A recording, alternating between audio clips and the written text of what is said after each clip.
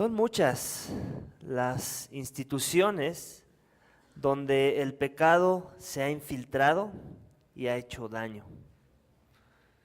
Una, obviamente, es la del matrimonio, por eso existen los divorcios. Y una de la que quiero hablar esta mañana, en la que nos vamos a enfocar, es la institución de la familia, que no ha sido la excepción. El pecado ha hecho mucho daño a la institución que Dios instituyó de la familia. Ya que hoy en día es muy raro encontrar familias estables donde todos los hermanos o hermanas se hablan bien. Donde el papá se habla bien con los hijos y los hijos con el papá. Donde la mamá y el papá se hablan bien, se comunican bien, se entienden. Donde las relaciones entre los miembros de la familia son sanas. Es muy raro y muy triste. El pecado ha infiltrado todas las esferas de interacción humana y la familia no es la excepción.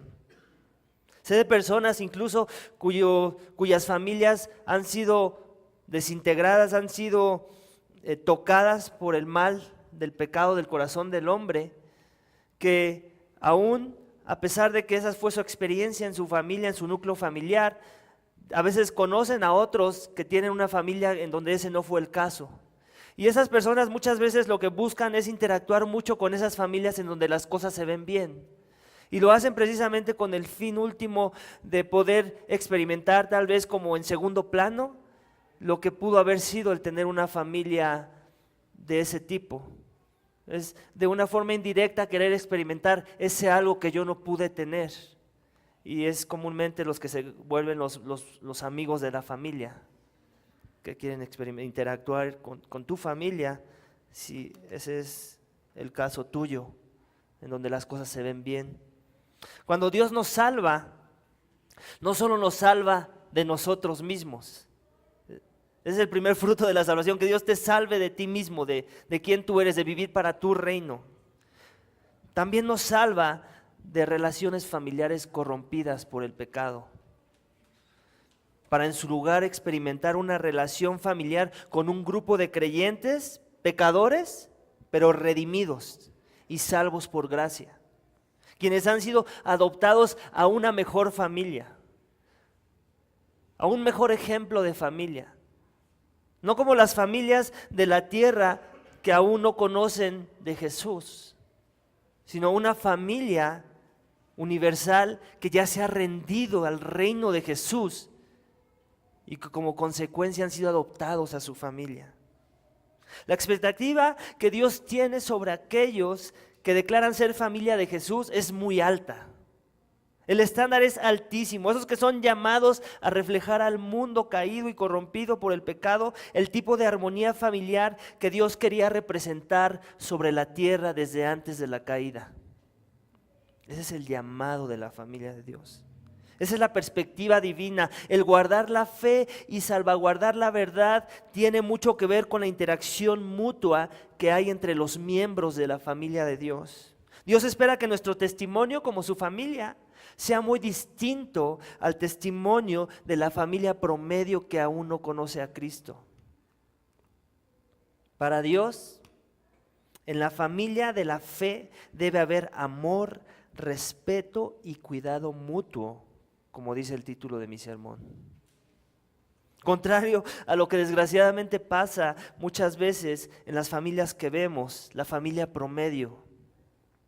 En capítulo 5 de la carta a Timoteo, el apóstol Pablo continúa escribiendo a Timoteo expectativas claras de cómo debe de conducirse la familia, la comunidad de la fe. Quienes tienen un llamado, como ya lo vimos la semana pasada, de ser la columna y el sostén de la verdad. Un llamado de mostrar la piedad en sus vidas que debe ser evidencia en el trato mutuo que existe entre los seguidores de Jesús. Pongamos nuevamente nuestros ojos en la palabra para leer más sobre lo que Pablo tiene que decir con respecto a estos hijos de Dios. Lo que le tiene que decir a Timoteo, su hijo amado en la fe. Así que pongamos otra vez ojos en capítulo 5 y leamos los primeros 2 versículos nuevamente. Dice, no reprendas con dureza al anciano, sino más bien exhórtalo como a padre, a los más jóvenes como a hermanos, a las ancianas como a madres, a las hermanas, a las jóvenes, a las más jóvenes como a hermanas, con toda pureza, dice Pablo. Me atrevo a decir que en la iglesia, más de la mitad de los de la Iglesia Universal, de los que profesan ser cristianos, buscan una iglesia en donde puedan llegar tarde, en donde puedan escuchar un sermón cómodamente por 1 hora, cantar algunas canciones, escuchar el mensaje, y en cuanto termina el mensaje, en cuanto termina la oración final, o los anuncios o la despedida, salir corriendo disparados a nuestra casa. Disparados para continuar nuestros asuntos fuera de la iglesia y así pasar por desapercibidos, sin interferir en la vida de los demás y sin que los demás interfieran en mi vida. Hay muchas personas que eso les gusta de la iglesia. Es que yo por eso voy a esa iglesia, porque nadie se mete conmigo ni yo con nadie. La cultura del mundo se ha infiltrado tanto en la iglesia local que hoy en día el intrometerse en la vida de las personas ya se ve como un pecado.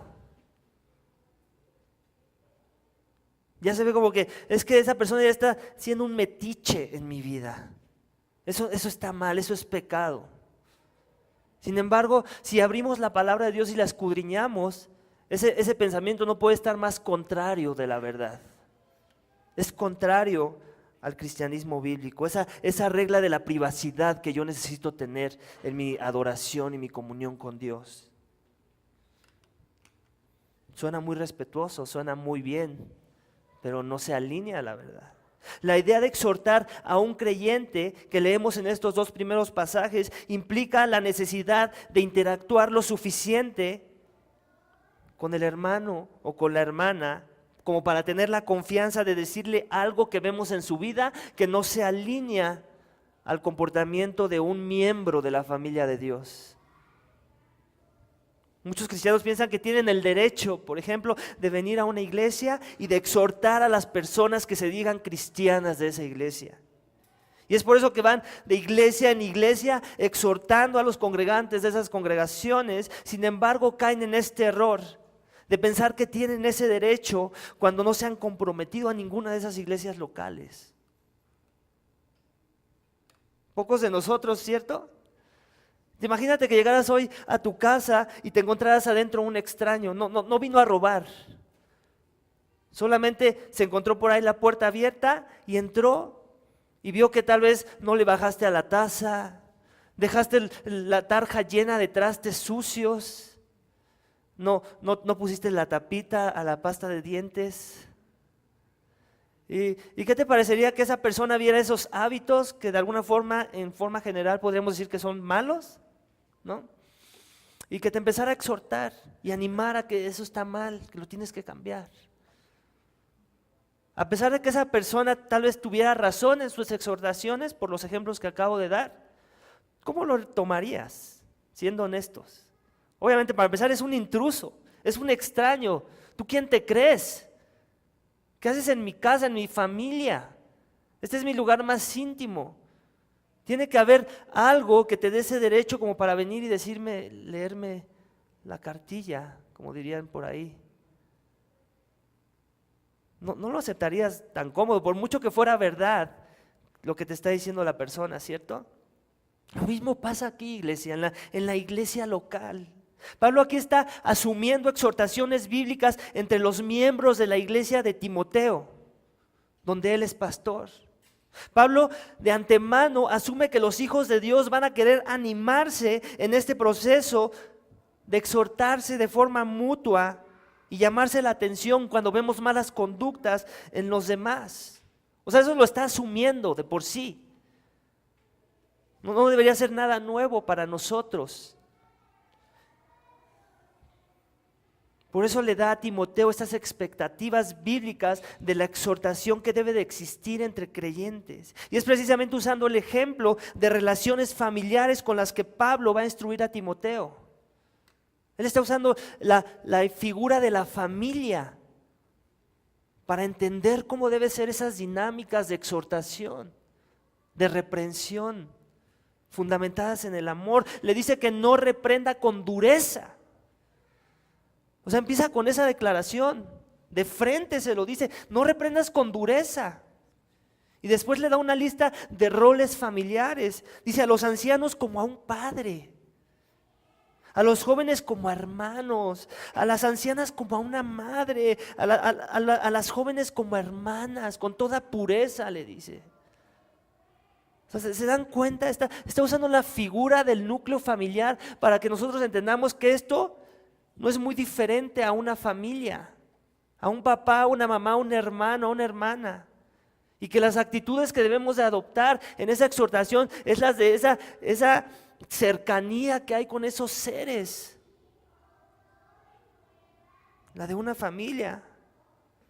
Pablo, al darle estos ejemplos, le está recordando que todos son familia. Y aún más que familia, aún más que la familia que los vio nacer.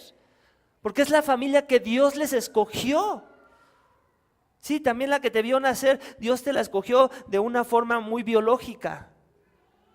Pero esta familia espiritual, esta familia de los redimidos, de los adoptados, es una familia que tú nunca hubieras escogido tal vez, pero que Dios te escogió. Y Él piensa no muy diferente de la interacción de la familia biológica con la familia espiritual. Y los estándares que demanda de esta familia espiritual son aún mayores, porque te escogió para adorarle en comunidad, para representarle a Él, algo que no pasa muy comúnmente, como ya lo mencioné, en las familias biológicas de nuestros días. Pablo le está diciendo a Timoteo lo que dice el primer punto de mi sermón: como familia nos debemos de amar y respetar, nos amamos y nos respetamos. Cosas sencillas, ¿cierto? Pero que muchas veces se nos olvida. Pablo está anticipando reprensión entre los creyentes. Y está poniendo un estándar, no cualquier tipo de exhortación, no cualquier tipo de reprensión. También está anticipando que cualquiera que reprende a otro hermano lo debe hacer a la luz de ver a esa persona como su familia, no como un completo desconocido que se mete a tu casa, el cual me exhorta sin saber siquiera a qué me dedico, cómo me llamo, que muchas veces pasa en las iglesias. Por eso la importancia de ser parte de una iglesia local, como un miembro de esa iglesia local. Por eso la iglesia local se debe de manejar bíblicamente la membresía.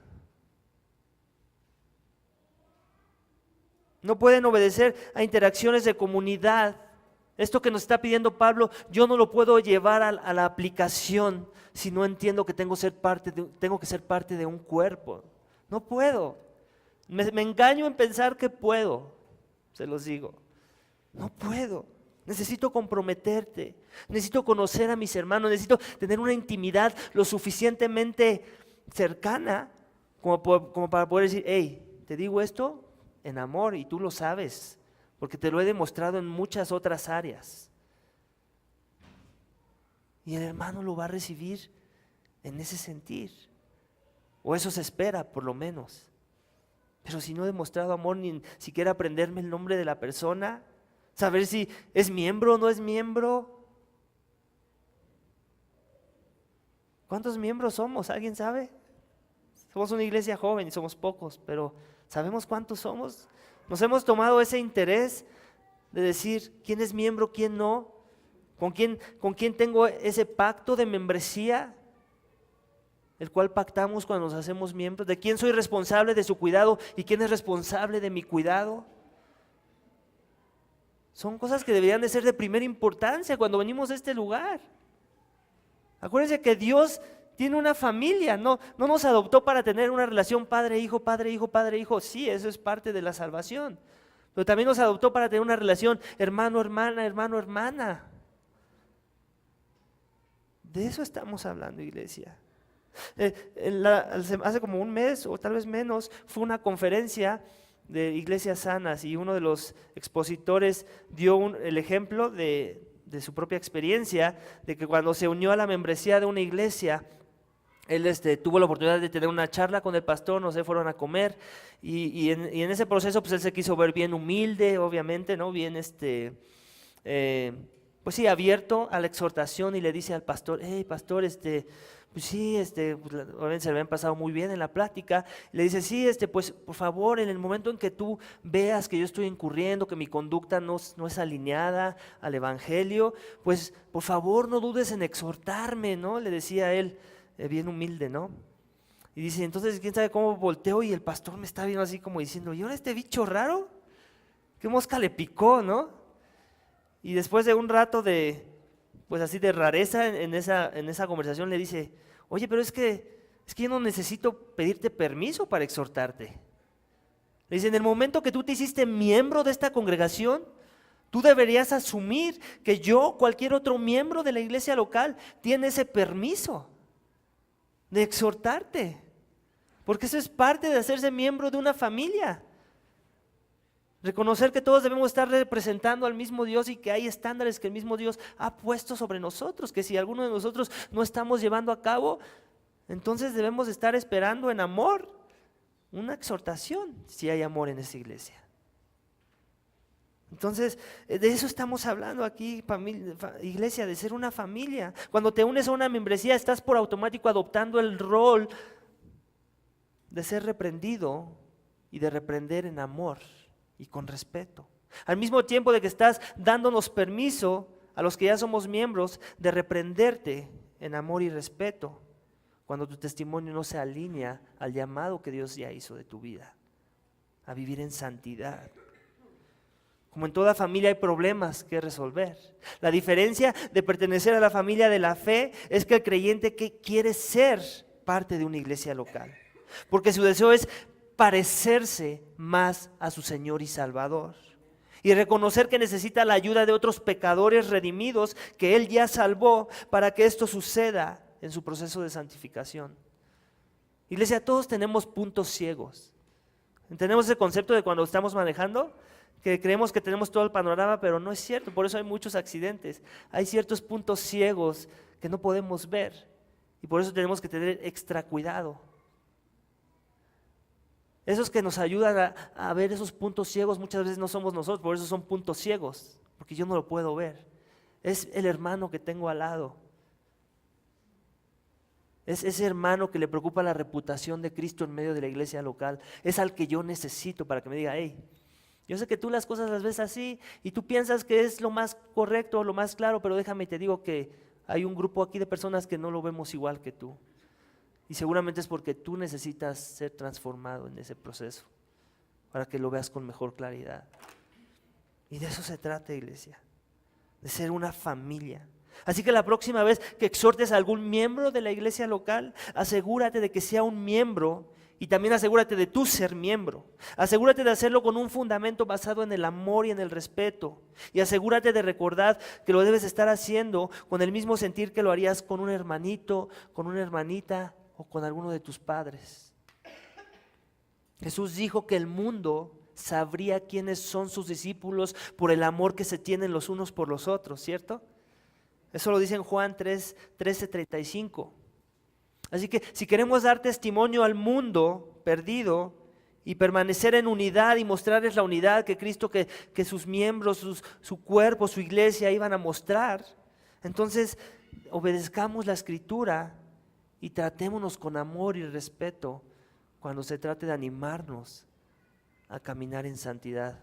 Amén. Amén. Vamos a continuar con la siguiente sección que va a ser parte del segundo punto de mi sermón. Voy a leerlo todo y después voy a ir desmenuzando una por una.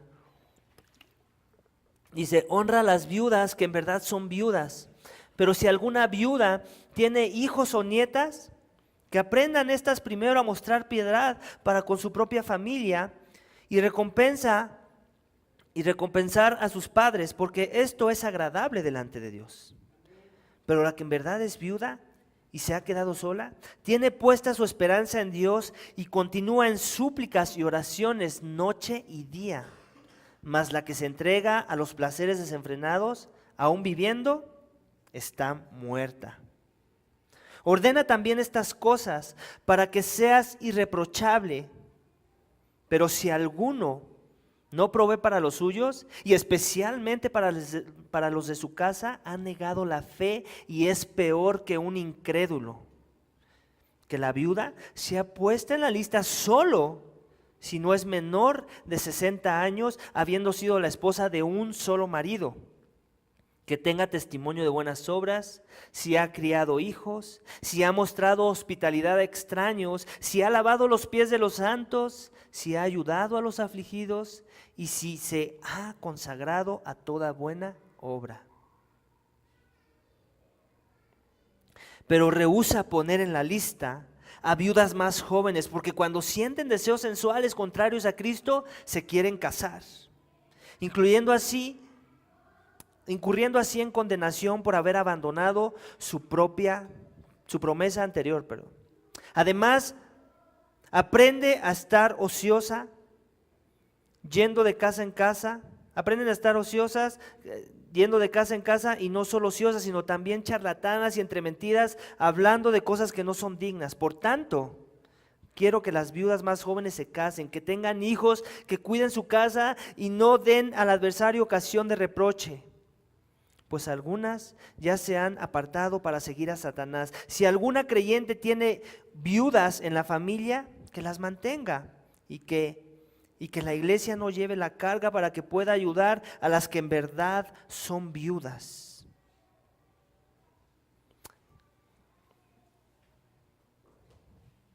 Iglesia, ¿cierto o no? Es más fácil creer cuando alguien nos dice que nos ama, cuando vemos que la persona nos demuestra con sus hechos, ¿cierto?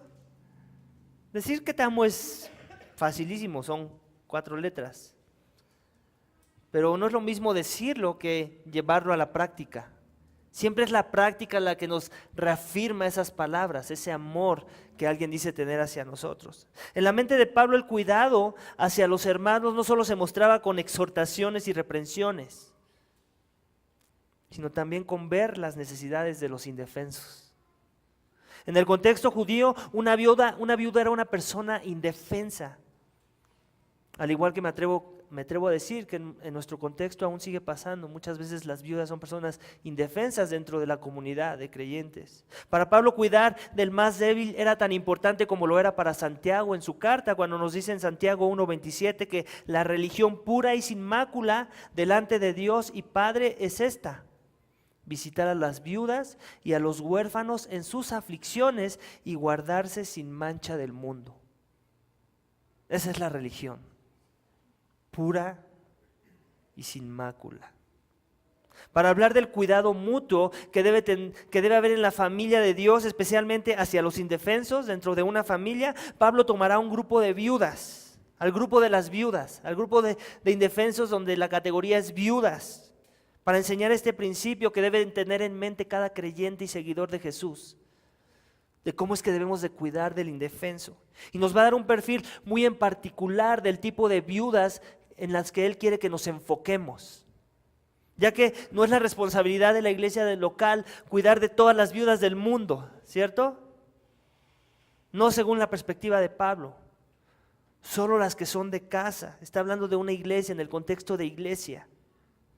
Muy en particular, Pablo está hablando aquí de las creyentes. Y aún dentro de las creyentes, Él va a delimitar el filtro y nos va a hacer ver que no es a todas las viudas que son creyentes. Hay unas muy en particular a las que hay que cuidar. Y primero veremos que la iglesia no tiene que cuidar ciertas viudas. Y vamos a leer otra vez, versículo 4. Dice: pero si alguna viuda tiene hijos o nietos, que aprendan estos primero a mostrar piedad para con su propia casa, para con su propia familia, y a recompensar a sus padres, porque esto es agradable a Dios. Entonces, ¿a qué tipo de viudas la iglesia no debe de cuidar como su familia? Las que tienen hijos o las que tienen nietos. Pablo quiere que ellos tomen responsabilidad y que muestren el amor a su familia, que ellos sean los primeros. No está diciendo que no tengas la intención de ayudarles, lo que está diciendo es que no ayudas en nada si no primero permites que los que están, vamos a ponerlo con este vocabulario, ¿no? En las guerras hay frentes, ¿no? El primer frente y luego viene el segundo frente y así, ¿no? Para guardar algo, para respaldar algo, pues lo mismo. El primer frente son aquellos que son directos de sangre, familia de sangre, la familia biológica. Y el segundo frente, cuando esa familia no está, entonces sí, ahí viene la familia de Dios. Obviamente aquí otra vez se habla dentro del contexto de iglesia. Si los hijos o los nietos son incrédulos, espérate que no van a cuidar de alguna viuda. Ahí luego entra el segundo frente, que somos nosotros. Pero si los hijos o los nietos, alguno de ellos por lo menos, se cree creyente, sobre él tiene que ir esa carga, no sobre la iglesia local. Y más adelante vamos a ver, lo vuelve a repetir. ¿Para qué sirve ese?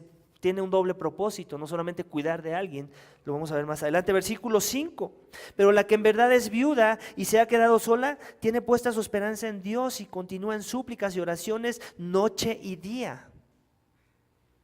En otras palabras, a este tipo de viuda sí hay que cuidarla.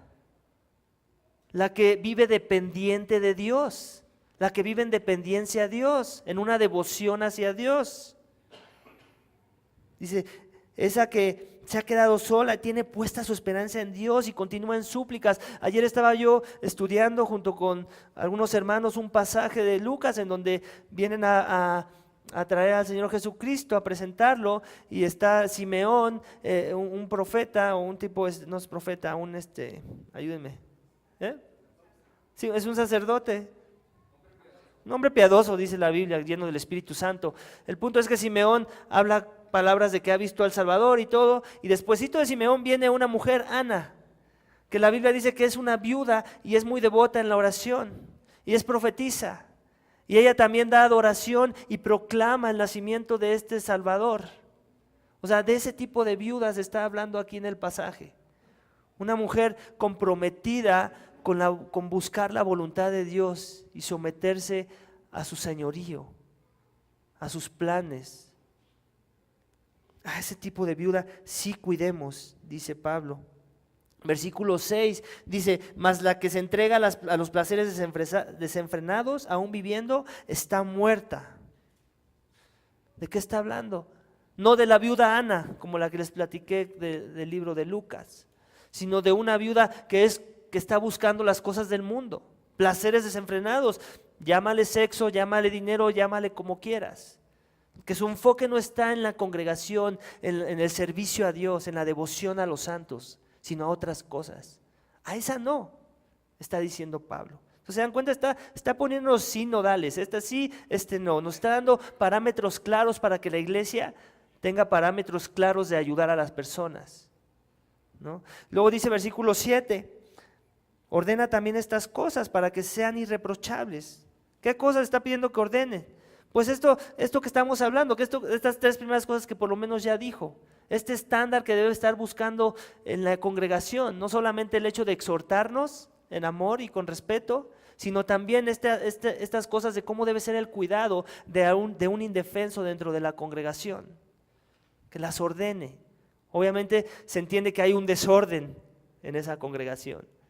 Un desorden que tiene que ser ordenado, y es la responsabilidad de Timoteo como pastor de esa iglesia, dar orden a esas cosas. ¿Por qué? Porque eso hace que se vea bien la familia. Otra vez acuérdense, no pierdan el enfoque. El título del sermón era ese, la familia de Dios. Cómo debemos de respetarnos, amarnos, cuidarnos. Queremos dar esa apariencia al mundo, que el mundo pueda ver a Dios en medio de su familia. Versículo 8. Pero si alguno no provee para los suyos y especialmente para los de su casa, ha negado la fe y es peor que un incrédulo. Este es un complemento de lo que ya dijo en el versículo 4. El cuidado a las viudas es una marca del creyente, ¿sabes? Alguien que supuestamente vivía en tinieblas y vivía para un interés propio, Dios lo salva, y ¿qué empieza a pasar en su corazón? Una transformación de corazón. Ya el enfoque no soy yo, es mi prójimo. Y si tengo a mi mamá o si tengo a mi abuelita que ya es viuda y yo me digo creyente y yo no estoy viendo por sus intereses, ¿qué habla eso de mi fe? ¿Es genuina mi fe? No lo es. Es una contradicción, que no estoy amando ni a los más cercanos, a la que fue instrumento para que yo viniera a la vida. Mucho menos voy a estar amando a los demás. Entonces Dios pone esas ataduras como una prueba de alguna forma para demostrar que eres creyente. Si no puedes hacer lo más fácil, no vas a poder hacer lo más difícil, vamos. Es lo que Pablo está diciendo. Entonces, en el versículo 8 vemos que es una forma de autentificar. Bueno, ustedes me entienden. ¿Quién es creyente y quién no? ¿Ok? El siguiente, versículo 9. Que la viuda sea puesta en la lista solo si no es menor de 60 años, habiendo sido la esposa de un solo marido. Aquí sigue hablando en el mismo sentir de que tiene que ser devota, tiene que ser fiel. Está hablando de un testimonio piadoso en donde solamente ha tenido un marido. También dice que debe ser no menor de 60. ¿Qué está diciendo? Que si es menor de 60, seguramente todavía puede trabajar. Obviamente hay sus excepciones, si está incapacitada, no importa si tiene 20 o 60 o 61. Le tienes que ayudar, es nuestra responsabilidad. Pero aquí lo que tenemos que inferir es que Pablo está hablando de aquellas que tienen la suficiente fuerza como para trabajar. No nos enfoquemos en el número, enfoquémonos en el sentir. Pablo está diciendo, si tiene fuerza, si todavía puede levantar una jerga tal vez y trabajar como servidumbre en una casa, no, yo qué sé, pues busquen eso en esa persona, anímenla a ese sentir, a que ella vea por sus necesidades primero y que no quiera poner la carga en la congregación. Al mismo tiempo está diciendo lo contrario. Si ves que no puede, si ves que ya está lo suficientemente grande y que le cuesta trabajo valerse por sí misma, encontrar un trabajo digno que le dé de comer, entonces congregación, ¿qué estás esperando? Es lo que está diciendo el pasaje. Versículo 10. Que tenga testimonio de buenas obras, si ha criado hijos, si ha mostrado hospitalidad a extraños, si ha lavado los pies de los santos, si ha ayudado a los afligidos y si se ha consagrado a toda buena obra. Pablo quiere que las mujeres que sean viudas bajo el cuidado de la iglesia den un testimonio digno de alguien que merece ser cuidada en sus necesidades básicas. Y lo está haciendo otra vez aquí. Está repitiendo que se dedica a toda buena obra, consagrada a toda buena obra. Una viuda devota, una viuda fiel. O sea, ¿se dan cuenta? Sí, Pablo está haciendo de alguna forma, poniendo un estándar alto por un lado para el cuidado de alguien, y por otro lado está usando un lenguaje que se supone que debería estar buscando todo cristiano. La santidad, la devoción a Dios. O sea, no está hablando nada que no ya ha estado hablando, de cuidar nuestro testimonio. Si es una mujer que es viuda, pero no está cuidando su testimonio, ¿por qué la iglesia debería de estarse preocupando por esa persona? No tiene ningún sentido.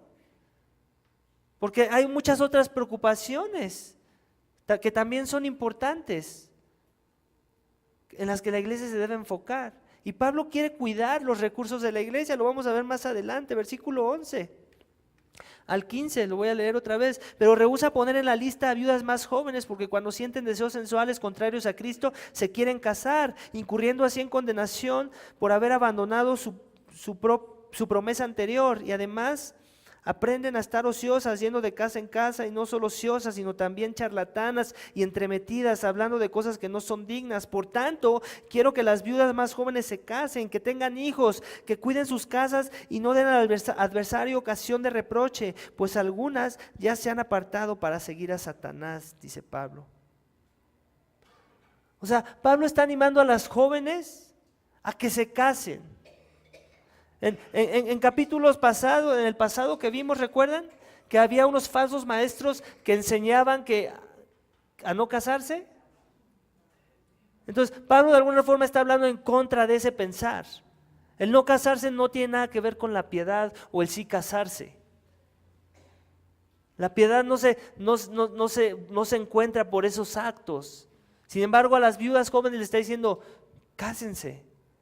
Cásense, ¿por qué? Porque todavía están en ese sentir de querer criar hijos, en ese sentir de querer intimar con el sexo opuesto.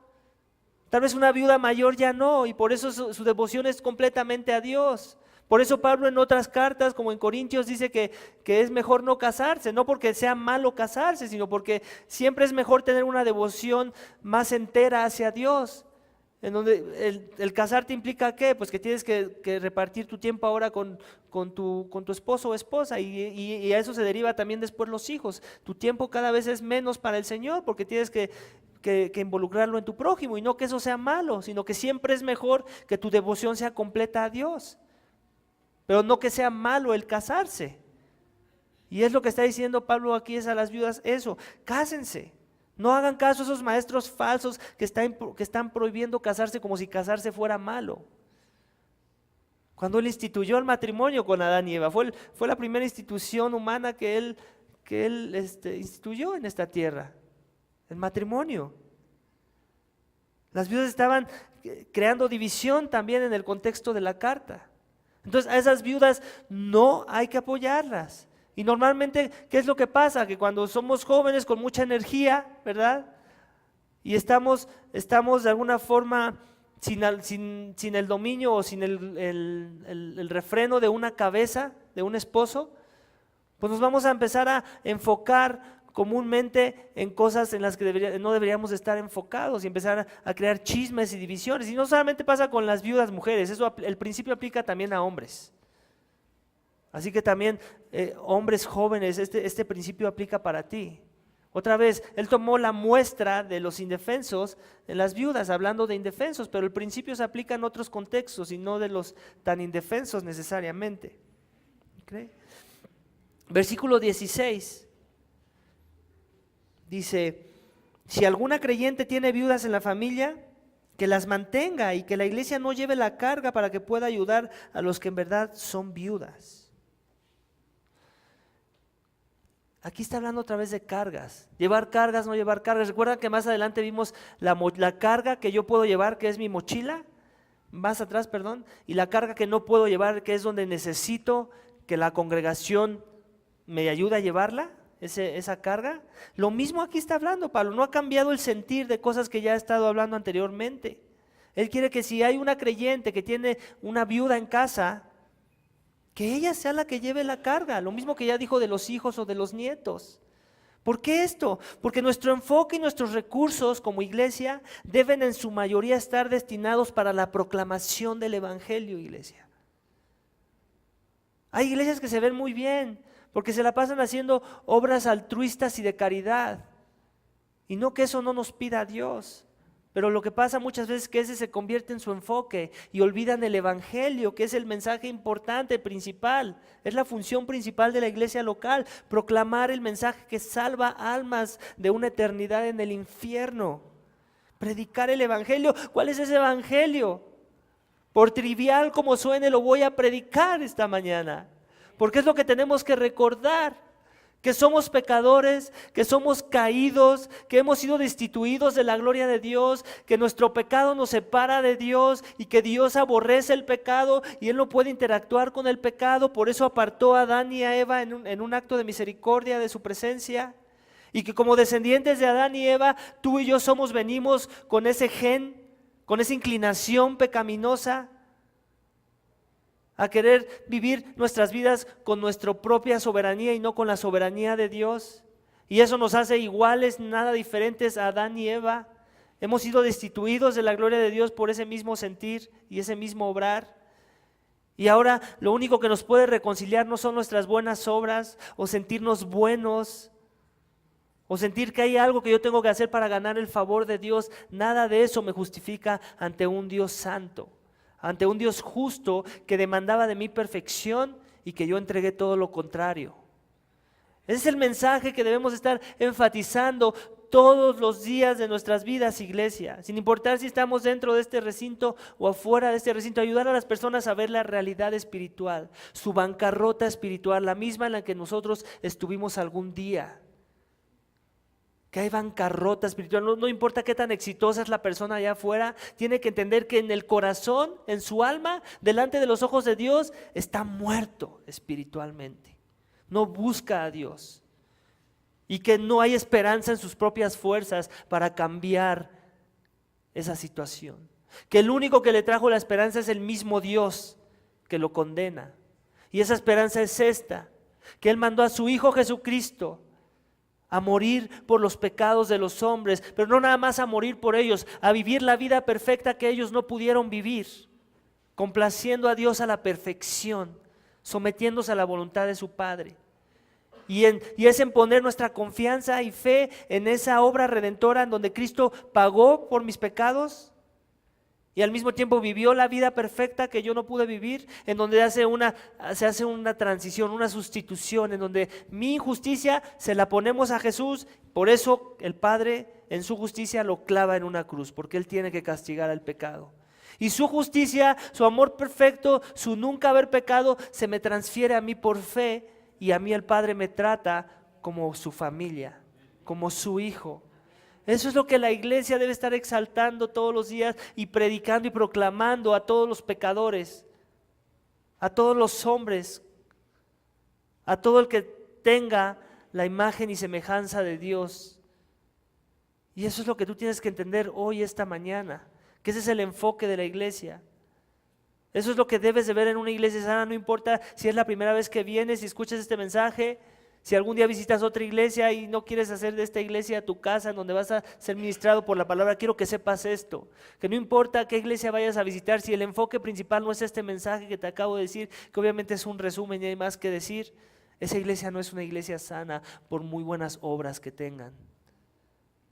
Porque las buenas obras no salvan, la salvación no es por obras para que nadie se gloríe, dice la palabra de Dios. Las obras son un producto, un fruto de la salvación, amén. Porque la salvación sin obras es muerta, la fe sin obras es muerta. La fe y la devoción a Dios, las obras y la devoción a Dios es una evidencia de una genuina salvación. No solo de la mente, sino del corazón, donde Dios ya hizo una obra. Están como por ejemplo, les voy a contar rápido, en la semana, fue esta o la pasada, no recuerdo, la pasada. Vino un hondureño que ya había venido antes con su esposa y que necesitaban ayuda, que querían migrar a Estados Unidos. Y obviamente los escuché primero, después les dije que les compartí el evangelio, les dije dónde estaba la esperanza, no en migrar a un mejor país. Si la esperanza era Cristo, yo les comenté, les compartí el evangelio, Dios me dio la gracia y también les dije, pero les voy a ayudar, tengo unas despensas, nosotros no damos aquí dinero. Tengo unas despensas que en teoría son para que ustedes las usen y les ayuden en algo. Sin embargo, estoy dispuesto a ver que ustedes las vendan y que ganen con esas despensas ese dinero para ustedes poder suplir su necesidad, que estaban buscando ir a Guadalajara, algo así me decía. Y como que no lo vi muy triste y dije, mira, ¿sabes qué? Voy a hacer la excepción.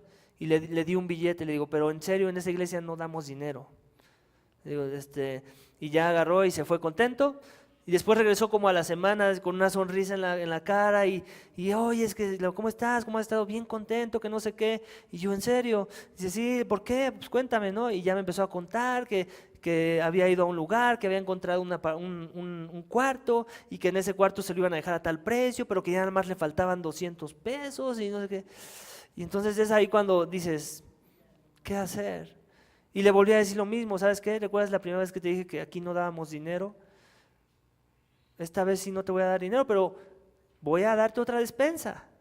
O sea, la vez pasada le di la despensa y el dinero, le digo, esta vez te voy a dar solo la despensa. Tienes permiso de venderla aunque no la debes de vender. Digo, y con ese dinero entonces completa tu necesidad.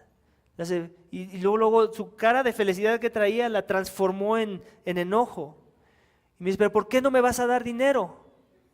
Así, o sea, ya demandando las cosas. Y yo así leo, pues porque no te tengo que dar dinero y porque tenemos otros gastos como iglesia.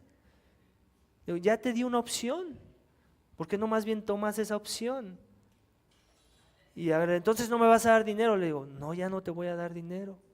Y agarró y salió y se fue con su esposa enojado.